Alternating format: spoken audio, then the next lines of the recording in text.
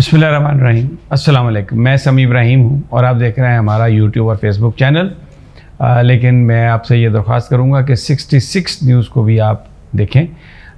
हम link available है Twitter पे भी और यहाँ पर भी डिस्क्रिप्शन में।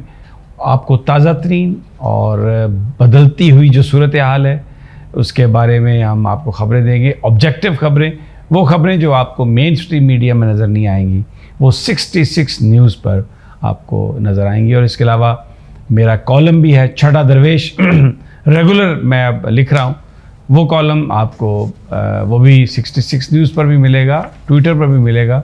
तो प्लीज़ ये आप इनको सब्सक्राइब करें और इनको देखते रहिए।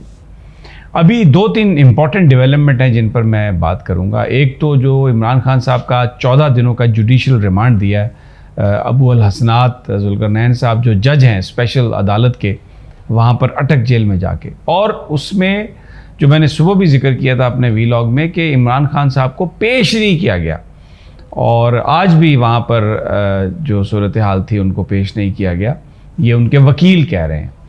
तो अब 14 रोज़ का ये फ़िज़िकल रिमांड है उनका, यानी जुडिशल रिमांड है, जिस्मानी रिमांड की इस्तदा नहीं है। लेकिन उससे पहले जो कानून है उसमें ये है कि अगर आप पेश करना मुल्ज़म को ज़रूरी होता है, उसके बगैर आप रिमांड नहीं ले सकते। लेकिन वतन अजीज़ में ये सब कुछ चल रहा है। दूसरा, हलीम आदिल शेख साहब हैं तहरीक इंसाफ के सिंध के, वहाँ पर लीडर ऑफ द अपोजिशन जो थे सिंध असम्बली में, उनको भी आज गिरफ़्तार कर लिया गया और ये कहा गया कि वो 9 मई के जो वाक़यात हैं उनमें शायद वो मतलूब थे। और वो हुकाम ये कह रहे हैं, ये केयर टेकर्स ये कह रहे हैं कि जी वो रूपोश थे लेकिन आज वो मिल गए हैं। दूसरा जो बड़ी एक इम्पॉर्टेंट ख़बर है, मैं 2 चीज़ें, मैं वो जो सुप्रीम कोर्ट में हुआ जो कुछ उस पर भी आपसे बात करूँगा, चौधरी परवेज़ लाई के इशू पर भी बात करूँगा। लेकिन जो अहम ख़बर आ रही है कि प्रिंस मोहम्मद बिन सलमान सऊदी अरब के वज़ीर आज़म भी हैं, वली अहद भी हैं,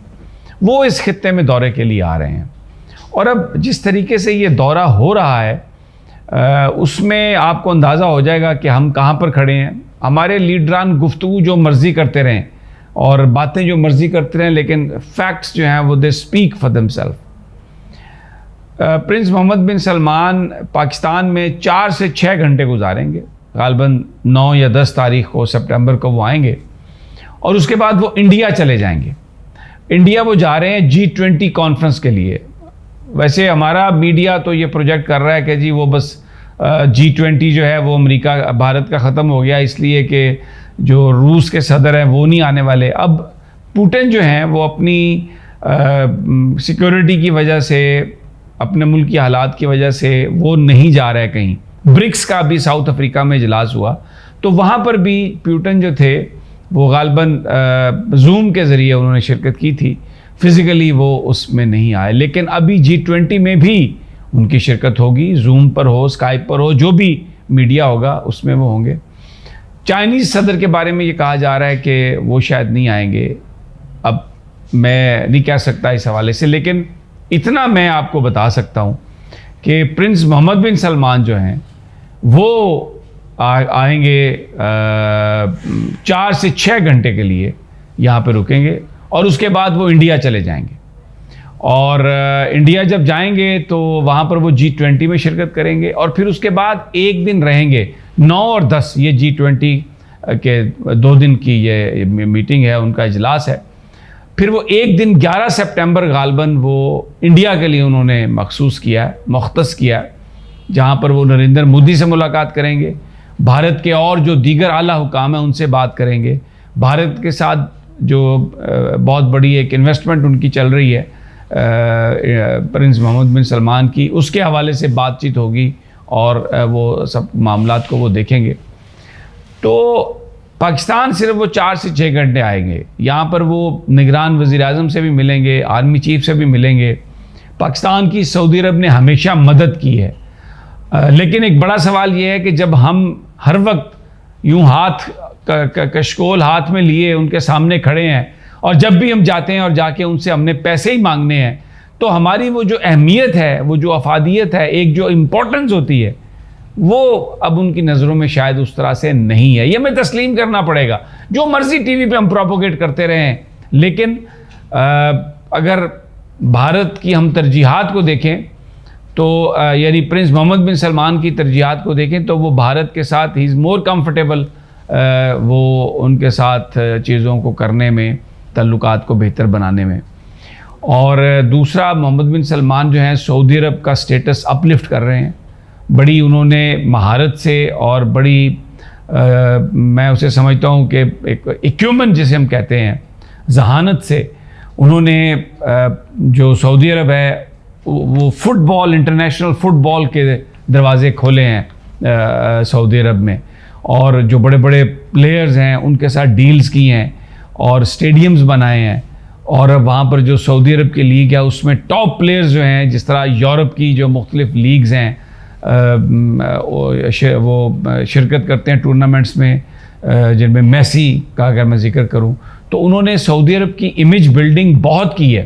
اور پھر جو نیوم سٹی وہ بنا رہے ہیں اس میں جس انداز میں ایک جدید شہر انہوں نے بنایا ہے اور ایک نئی چیز آفر کی ہے، تو دنیا اس وقت ایم بی ایس کے جو ویژن ہے اس سے بڑی امپریس ہے.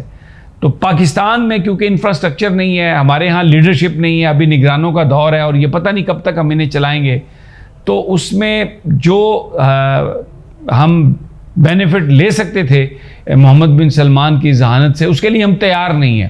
ہمارے پاس اس کا انفراسٹرکچر نہیں ہے. ہم سوائے اس کے کہ جا کے ان سے کہیں کہ ہمیں 2 بلین دے دیں، 4 بلین دے دیں، 1 بلین دے دیں، فارن ایکسچینج ریزرو بڑھا دیں، اس کے علاوہ ہمارے پاس کچھ ہے نہیں، کوئی پروجیکٹ نہیں ہے. یا ان سے کہیں گے کہ آئیں جی یہاں پہ آئل ریفائنری لگا لیں اور بس جناب وہ ہو جائے گا.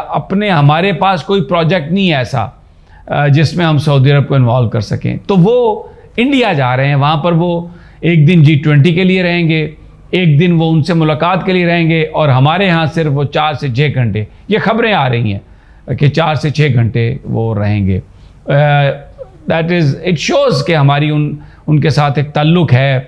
لیکن میں تو یہ ذکر کر رہا ہوں کہ ہم اس تعلق کو ٹرانسلیٹ نہیں کر سکے، اس کو ہم انکارپوریٹ نہیں کر سکے بینیفٹس اٹھانے کے لیے.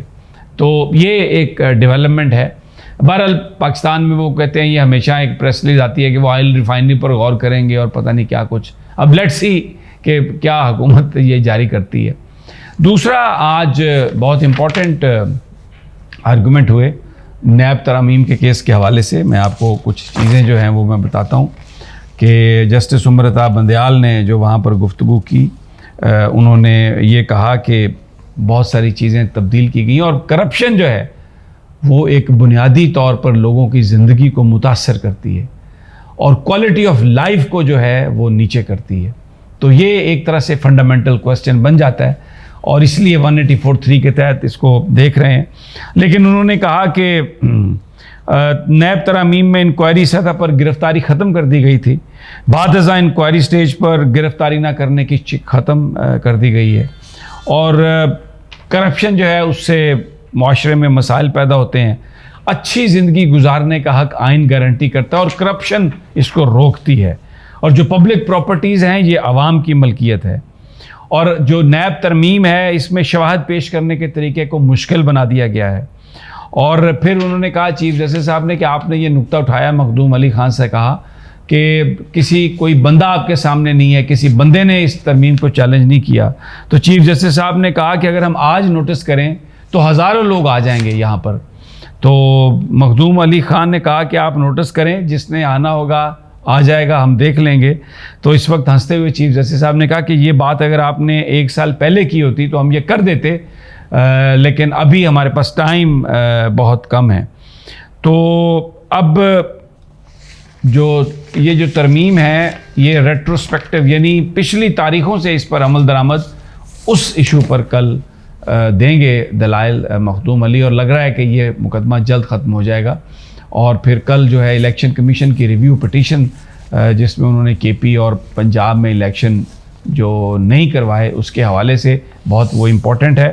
اور ایک اور جو بڑا امپورٹنٹ کیس تھا آج لاہور ہائی کورٹ میں، پرویز الہی صاحب کو، جو حالانکہ ڈی بی نے یہ کہا تھا ڈویژن بینچ نے کہ سنگل بینچ کا فیصلہ بحال اور انہیں گرفتار نہ کیا جائے کسی بھی مقدمے میں، لیکن نیب نے انہیں گرفتار کر لیا. تو آج ڈائریکٹر نیب کو طلب کیا اور ایڈیشنل پروسیکیوٹر نیب جو ہیں ارشد کیوم وہ عدالت میں پیش ہوئے جسٹس امجد رفیق صاحب کی عدالت میں.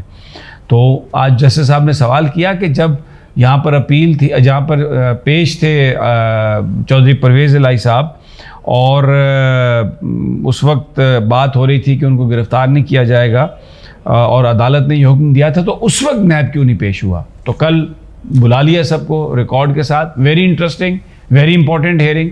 Let's see what happens tomorrow. مجھے اجازت دیجیے, اگلی ویڈیو تک انشاءاللہ جلد ملاقات ہوگی اللہ نے کے بعد.